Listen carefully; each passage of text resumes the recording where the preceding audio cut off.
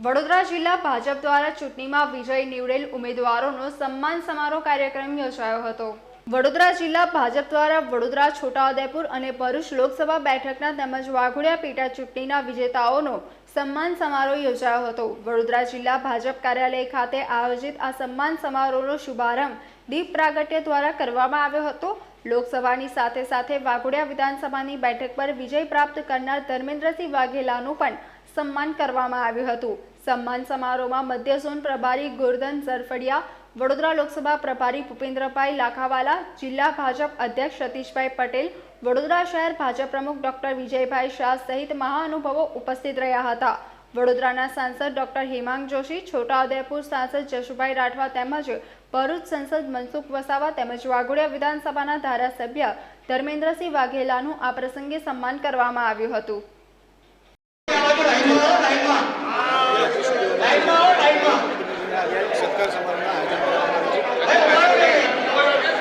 ત્રણેય લોકસભાના સાંસદશ્રીઓ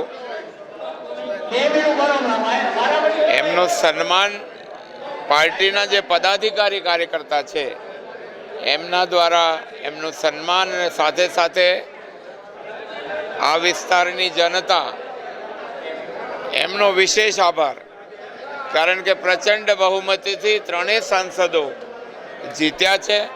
એ માટે આ વિસ્તારની જનતાને હૃદયપૂર્વકના પ્રણામ અને કાર્યકર્તાએ જે મહેનત કરી છે એ કાર્યકર્તાઓને પણ વંદન અને વંદન સાથે અભિનંદનનો આ કાર્યક્રમ આજે ત્રણેય સાંસદ જે વિસ્તાર લાગે છે, કોઈનો એક વિધાનસભા લાગે છે, કોઈને બે વિધાનસભા લાગે છે, કોઈને ત્રણ વિધાનસભા લાગે છે, પણ વડોદરા જિલ્લાની જે વિધાનસભામાંથી જે સાંસદો ચૂંટાયા છે એમના સન્માનનો કાર્યક્રમ છે।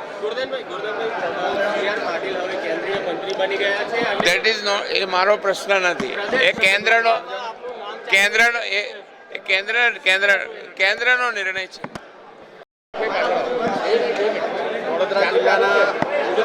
વડોદરા જિલ્લાના સાંસદો ધારાસભ્યોની સાથે પ્રથમવાર આવો સન્માનનો કાર્યક્રમ યોજવામાં આવ્યો। ભારતીય જનતા પાર્ટી વડોદરા જિલ્લા તરફથી વડોદરા જિલ્લામાં આવતી 3 લોકસભાના અમારા ઉમેદવારો જંગી બહુમતીથી જીત્યા છે। સાથે સાથે વાઘોડિયાના અમારા ધારાસભ્ય પણ ખૂબ મોટી જંગી લીડથી જીત્યા। ત્યારે વડોદરા ભારતીય જનતા પાર્ટી તરફથી આ 4 ઉમેદવારોનું અમારે સન્માન કરવામાં આવ્યું। સાથે અમારા પ્રદેશના ઉપપ્રમુખ ગોરધનભાઈ ઝડેપિયાજી, સંતો પણ હાજર રહ્યા, એમને આશીર્વાદ આપ્યા છે કે હવે જનતાની વચ્ચે જઈને તમામ કામો જનતાના કરો અને સરકાર તરફથી જે કંઈ યોજના હોય એ જન સુધી પહોંચે એવું આયોજન આ 4 અમારા સાંસદો અને ધારાસભ્યો કરશે। હવે જ્યારે ગ્રામ પંચાયતો અને નગરની ચૂંટણીઓ માટે હવે તમારી જવાબદારીનો કેવો કાર્યક્રમ જે રીતે લોકસભામાં તમામ જિલ્લાએ ભારતીય જનતા પાર્ટી તરફનું મતદાન કર્યું છે, એ જ રીતે ફરી તાલુકા પંચાયત હોય, જિલ્લા પંચાયત હોય, નગરપાલિકા હોય, સરપંચ હોય, આ બધામાં જ ભારતીય જનતા પાર્ટી તરફનું વલણ રહેવાનું છે। કારણ કે દેશના વડાપ્રધાન જે રીતે દેશ માટે અને આપણા ગુજરાત માટે કામ કરી રહ્યા છે એ જોતા તમામ મતદારો ભારતીય જનતા પાર્ટી તરફનું મતદાન કરશે। આજે વડોદરા જિલ્લાના મધ્યસ્થ કાર્યાલય ખાતે મોટી સંખ્યામાં કાર્યકર્તાઓની હાજરીમાં જિલ્લાના અધ્યક્ષ શ્રીમાન સતીશભાઈ, ડભોઈ વિધાનસભાના ધારાસભ્ય શ્રીમાન શૈલેષભાઈ, અમારા વડોદરા મહાનગરના અધ્યક્ષ ડૉક્ટર વિજયભાઈ શાહ, સ્વામિનારાયણ સંપ્રદાયના સંતો સંગઠનની પૂર્ણ ટીમ સાથે મળી અને અમારા સર્વે સાંસદ અને ધારાસભ્યના વિજેતા તમામ લોકોનું સ્વાગત સત્કાર કરવા માટે આવ્યા છે। સ્વામિનારાયણ સંપ્રદાયથી પણ સંતો આવ્યા અને પ્રદેશથી અમારા પ્રદેશ ઉપાધ્યક્ષ અને ઝોનના પ્રભારી શ્રીમાન ગોરધનભાઈ ઝડફિયા પણ અહીં આવ્યા છે। અમારા માટે આ સ્વાગત સત્કારનો કાર્યક્રમ છે, પરંતુ અમે સૌ એવું માનીએ છીએ કે આ જે 4 કમળ મજબૂતીથી વડોદરાથી મોકલાવવામાં આવ્યા છે એ માત્ર ને માત્ર પાર્ટીના પાયાના કાર્યકર્તાઓની જીત છે અને અમારા માટે આ એક આભાર દર્શન કાર્યક્રમ છે। આ કાર્યક્રમની અંદર આપના માધ્યમથી સર્વે કાર્યકર્તાઓનો ખૂબ ખૂબ આભાર માનું છું। ચર્ચા છે, હજુ તો સત્તાવાર સૂચના મળ્યા પછીની વાત છે. હજુ ઘણો સમય બાકી છે. એમાં મારા કરતાં પણ બીજા હજુ ઘણા સિનિયર લોકો છે. સિનિયરમાંથી કોને નક્કી કરે છે એ તો આવનારા સમયમાં ખ્યાલ આવશે. નહીં, નામ ચર્ચા છે, હજુ ફાઇનલ નથી.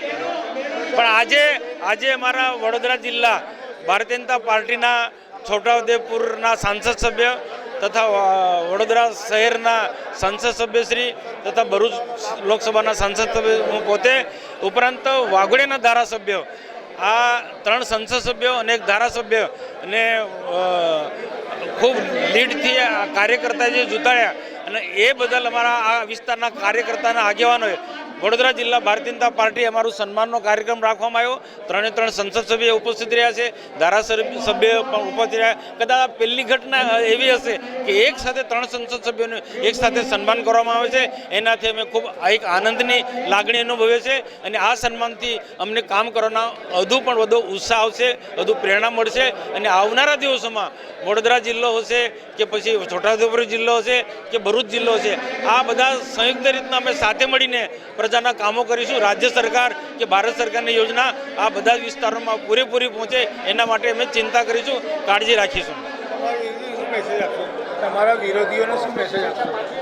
વિરોધીઓ તો જાહેર જીવનમાં હોય એટલે વિરોધી રહેવાના જ છે.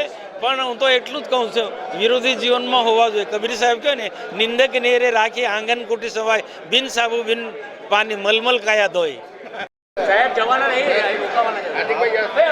વડોદરા જિલ્લાના 5 વિધાનસભામાં જે લોકસભાના સાંસદ તરીકે વિજય બન્યા છે એવા માન્ય શ્રી મનસુખભાઈ વસાવા સાહેબ, માન્ય શ્રી ડૉક્ટર હેમાંગભાઈ જોશી અને માન્ય શ્રી જશુભાઈ રાઠવા સાહેબના સન્માન સમારંભનો કાર્યક્રમ આજે રાખવામાં આવ્યો છે.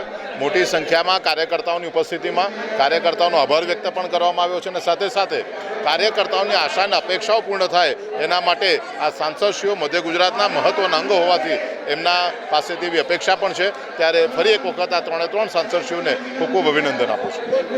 કાર્યકર્તાઓનો સૌપ્રથમ તો આભાર માનું કે એમને આવા 42-45 ડિગ્રીમાં પણ ફરીને ભારતીય જનતા પાર્ટીને જીતાડવા માટે પ્રયત્ન કર્યા અને આ છોટાઉદેપુરનું કમળ, વડોદરાનું કમળ અને ભરૂચનું કમળ, આ 3 કમળ આદરણીય નરેન્દ્રભાઈ મોદી સાહેબના ચરણોમાં ધર્યા. તે બદલ એમનો ખૂબ ખૂબ આભાર માનું છું અને અભિનંદન પણ પાઠવું છું. જય સ્વામિનારાયણ. આજે 3 સાંસદશ્રી વડોદરા શહેર, વડોદરા જિલ્લાના 3 સાંસદશ્રીઓનો સન્માન સમારોહનો કાર્યક્રમ હતો, જેમાં ઉપસ્થિત રહેવાનું થયું. ખૂબ આનંદ થયો.